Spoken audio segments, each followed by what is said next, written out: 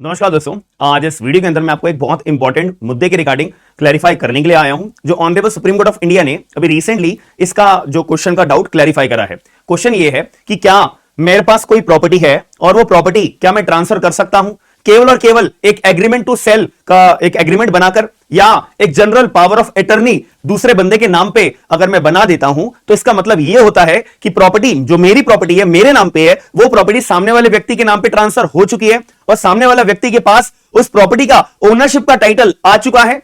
ये एक बहुत इंपॉर्टेंट डाउट है जो honourable supreme court of India ने क्लैरिफाई करा है कि एग्रीमेंट बना के कि भाई आज से मैं तेरे साथ मैं अपनी प्रॉपर्टी तेरे को बेचूंगा, इसका मैं एग्रीमेंट कर लेता हूं और मैंने अपना नाम भी डाला, अपनी प्रॉपर्टी डिटेल्स के बारे में भी बताया, और जिसको मैं प्रॉपर्टी बेचने वाला हूं, मेरा बेचने का मन कर रहा है, उसका भी नाम मैंने मेंशन कर दिया है और सारी चीजें अमाउंट वगैरह मैंने सारी चीजें मेंशन करने के बाद में एग्रीमेंट टू सेल एक बना दिया है, यह जनरल पावर ऑफ अटर्नी बना दी है। तो अब आगे चल के अगर हमारे बीच में कोई ट्रांजैक्शन नहीं होती है तो सामने वाला व्यक्ति क्या प्रॉपर्टी का राइट, टाइटल, ओनरशिप का टाइटल क्लेम कर सकता है? तो इसका हम यहां पे question honourable supreme court of India ने इसका जवाब दिया है, क्योंकि मैं ये बात मैं जानता हूं जो प्रॉपर्टी के मुद्दे होते हैं ना, बहुत ज्यादा कंफ्यूजिंग और कॉम्प्लिकेटेड बना दिए जाते हैं लोगों के द्वारा, इसका सटीक जवाब कोई होता नहीं है। तो इसीलिए मैं आपको ये बताना चाहूंगा। और दूसरी बात ये भी दिमाग में रखिएगा, अब जो ये एग्रीमेंट टू सेल है, ये भले ही रजिस्टर्ड हो, एग्रीमेंट टू सेल रजिस्टर्ड वाला करवाया हो या अनरजिस्टर्ड हो, general power of attorney registered हो या अनरजिस्टर्ड हो, दोनों के जवाब दिया जाएंगे इस वीडियो के माध्यम से।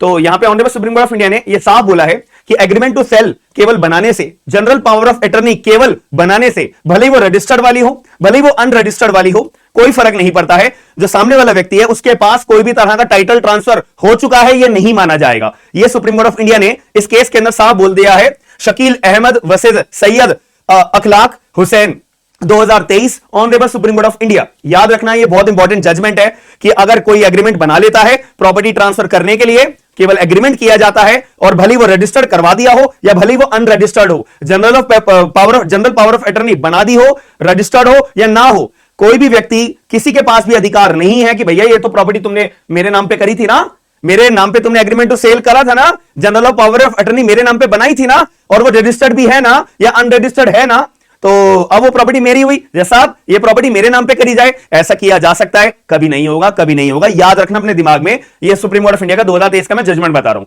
अब मैं आपको एक बात बताना चाहूंगा, आपके दिमाग में डाउट आ रहा होगा, सर एक पॉइंट बताओ कि अगर मान लेते एग्रीमेंट बना दिया और वो अनरजिस्टर्ड है, या फिर अनरजिस्टर्ड कोई एग्रीमेंट होता है या रजिस्टर्ड होता है, इसके मतलब उसका फर्क क्या पड़ेगा?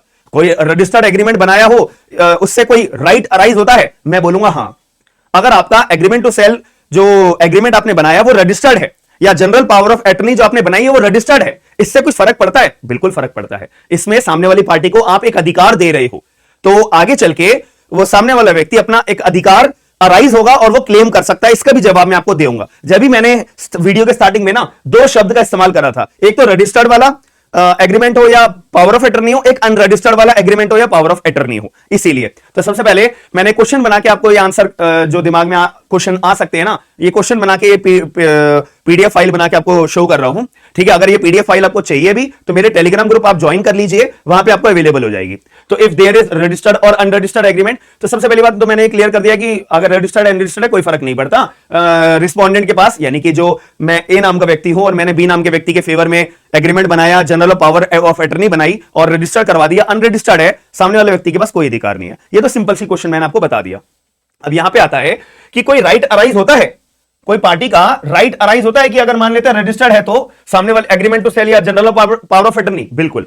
यहां पे क्या होता है कि जैसे कि मैं ए नाम का व्यक्ति हूं, मैं आपको शो कर देता हूं, मैं इसको थोड़ा सा यहां पे स्पेस में, ए नाम का व्यक्ति है, ए नाम के व्यक्ति के पास अपनी एक प्रॉपर्टी है, उसने एक एग्रीमेंट बनाया बी नाम के व्यक्ति के नाम पे, या फिर general of power of attorney बनाई बी नाम के व्यक्ति के फेवर के अंदर, और ये जो एग्रीमेंट इन्होंने बनाया या जनरल पावर ऑफ अटर्नी बनाई, इसको क्या करा लिया? रजिस्टर्ड करा लिया। अब रजिस्टर्ड करा लिया तो यानी कि सरकारी दस्तावेजों में नाम चढ़ चुका है, सीधी सी बात है। तो यानी कि ए नाम का व्यक्ति का मन तो था ना बी नाम के व्यक्ति को अपनी प्रॉपर्टी को बेचने का, जब भी तो उसने एग्रीमेंट बनाया, जब भी तो उसने general of power of attorney बनाई, सीधी सी बात है। तो रजिस्टर करवा ली है, तो बी के पास अभी कोई भी टाइटल नहीं आया है, ये तो क्लियर हो गया है हमारे को। बट आगे चल के अगर ए नाम का व्यक्ति ये जो प्रॉपर्टी है ये सी नाम के व्यक्ति को बेचना चाहता है, तो क्या ए नाम का व्यक्ति सी को ये अपनी प्रॉपर्टी बेच सकता है? नहीं बेच सकता। क्यों नहीं बेच सकता? यहां पे बी नाम का व्यक्ति भागा भागा कोर्ट में जाएगा और कोर्ट को बोलेगा जज साहब ये मेरे के साथ में इसने एग्रीमेंट करा था, ए नाम के व्यक्ति ने अपनी प्रॉपर्टी को बेचने के लिए। अब ये एग्रीमेंट ऐसा है, पावर ऑफ अटर्नी ऐसी है जो रजिस्टर्ड है।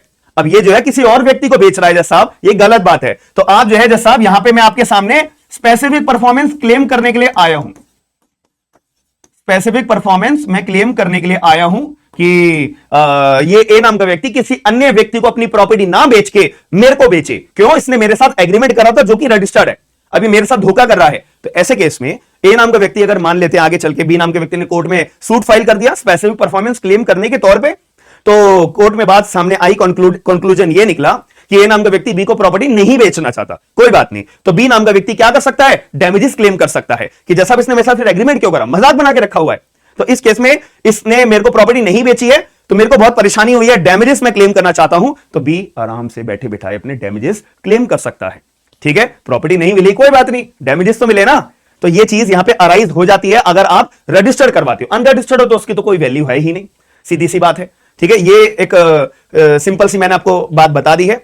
अब एक मुद्दे की बात आ जाती है कि सर आप ये बात बोल रहे हो, ये तो सुप्रीम कोर्ट ऑफ इंडिया ने बोली है, तो इसके कौन से कोई सेक्शंस हैं, कोई कानून में ये बात लिखी हुई है सीधे तौर पे? आप ये भी तो बताओ। देखो सीधी सी बात है, अगर कोई प्रॉपर्टी का, मैं एक क्लैरिफाई कर दूं, अगर कोई इमूवेबल प्रॉपर्टी होती है ना, और इमूवेबल प्रॉपर्टी को अगर ट्रांसफर करने की बात आती है, अब ट्रांसफर करना चाहते हो आप, ट्रांसफर करने का मतलब आपका ओनरशिप चाहते हो कि मैं सामने वाले व्यक्ति के नाम पे ओनरशिप ट्रांसफर कर दूं। और वो कैसे कर सकते हो भाई? अगर आपका मन कर रहा है अपनी प्रॉपर्टी को सेल करने का, बेचने का, अपनी प्रॉपर्टी को मॉर्गेज गिरवी रखवाने का, ठीक है, अपनी प्रॉपर्टी को किराए पे चढ़वाने का, लीज पे देने के लिए, अपनी प्रॉपर्टी को आपको अगर मान लेते हैं गिफ्ट करना है, ठीक है, यही सारे मेथड होंगे अपनी प्रॉपर्टी को ट्रांसफर कराने के लिए, बेचने के लिए, गिरवी रखवाने के लिए, तब भी तो प्रॉपर्टी ट्रांसफर होती है, और किराए पे देने के लिए तब भी तो प्रॉपर्टी ट्रांसफर होती है, और गिफ्ट देने के लिए तब भी तो ओनरशिप ट्रांसफर होती है।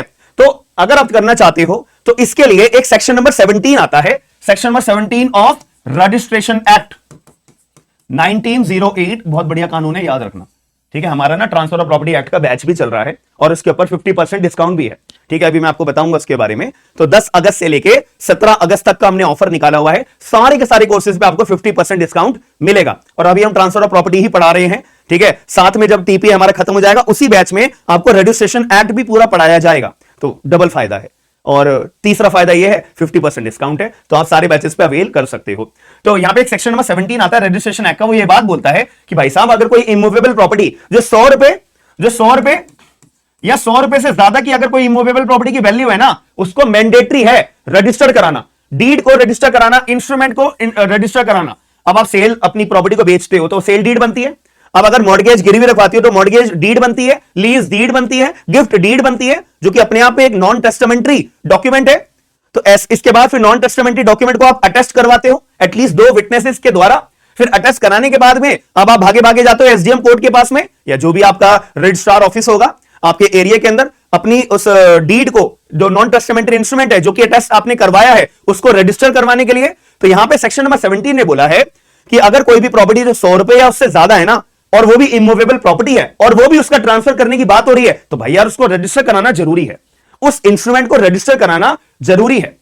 अगर आपने रजिस्टर नहीं कराया तो कोई वैल्यू नहीं है, सीधी सी बात है। तो इसीलिए एक सेक्शन नंबर 17 बहुत इंपॉर्टेंट है, एक सेक्शन नंबर 49 इसी कंटेक्स्ट में बात करता है रजिस्ट्रेशन एक्ट के, एक सेक्शन नंबर 54 है ट्रांसफर ऑफ प्रॉपर्टी एक्ट 1882 का। तो ये 3 प्रोविजंस हैं जो इस बात को और मजबूत बनाते हैं। सुप्रीम कोर्ट ऑफ इंडिया ने भी ये बात बोला कि भाई हमारा कानून वेल सेटल्ड है ना, हमारे कानून के अंदर कंफ्यूजन है ही नहीं, तुम लोग कर रहे हो कंफ्यूजन क्रिएट कि एग्रीमेंट बना दिया तो मेरा टाइटल, पावर ऑफ अटर्नी बना दी तो मेरा टाइटल, ऐसे कैसे हो जाएगा टाइटल तुम्हारा? तो ये बात clarify honourable supreme court of India के द्वारा और कानून के द्वारा भी दोनों तरफ से करी गई है। अगर सुप्रीम कोर्ट ऑफ इंडिया ये बात नहीं भी बोलते ना, तब भी हमारा कानून वेल सेटल्ड है इस कंटेक्स्ट के रिगार्डिंग। तो आई होप आपका जो डाउट है पूरा का पूरा क्लैरिफाई हो गया होगा प्रोविजन वाइज, कानून के हिसाब से, सुप्रीम कोर्ट ऑफ इंडिया के हिसाब से, और एक आपके दिमाग में जो रजिस्टर्ड अनरजिस्टर्ड की बात आती है, कोई राइट के हिसाब से, वो सब बता दिया है। अब आ जाती है बात ऑफर की।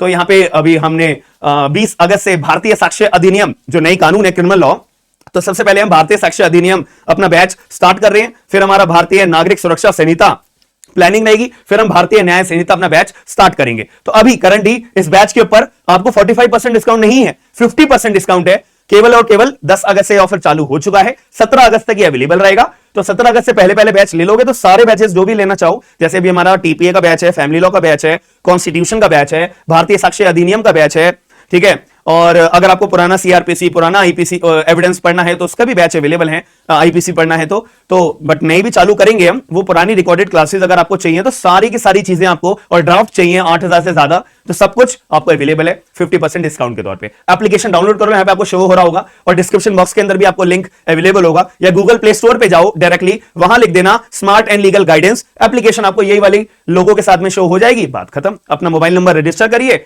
लॉगिन करिए, सारे के साथ स्टोर पे जाइए, वहां पे आपको बैचेस दिख जाएंगे, वहां से आप अपनी क्लासेस लेना शुरू कर सकते हो। फिर भी आपके मन में है कि भाई टीचर अच्छा पढ़ा रहा है, नहीं पढ़ा रहा, इससे बेहतर है ना पहले मैं उसकी डेमो क्लासेस ले लूं। तो हमारा दूसरा यूट्यूब चैनल है एसएलजी लॉ क्लासेस के नाम से, वहां पे आप डेमो क्लासेस भी देख सकते हो, पुराने जो हमने बैचेस है हमारे कॉन्स्टिट्यूशन का, फैमिली लॉ का, टीपीए का, वो डेमो क्लासेस भी मैंने एक प्लेलिस्ट बना के डाली हुई है, इसकी भी आपको डेमो क्लासेस वहां पर मिल जाएंगी। लेकिन आप एप्लीकेशन पे आके डेमो क्लास लेना चाहते हो ना, 3 फ्री लाइव क्लासेस डेमो के रूप में वो शो आपको हो जाएंगी। तो आपको कैसे अपनी हमारी वीडियो लगी, तो एक बार वीडियो को लाइक करके, शेयर करके, चैनल को सब्सक्राइब करके, और अपना कोई भी डाउट या सजेशन या आपको कैसी लगी है वीडियो, वो कमेंट बॉक्स के अंदर प्लीज जरूर बताइएगा। बाकी मिलते हैं नेक्स्ट वीडियो के अंदर। थैंक यू, धन्यवाद।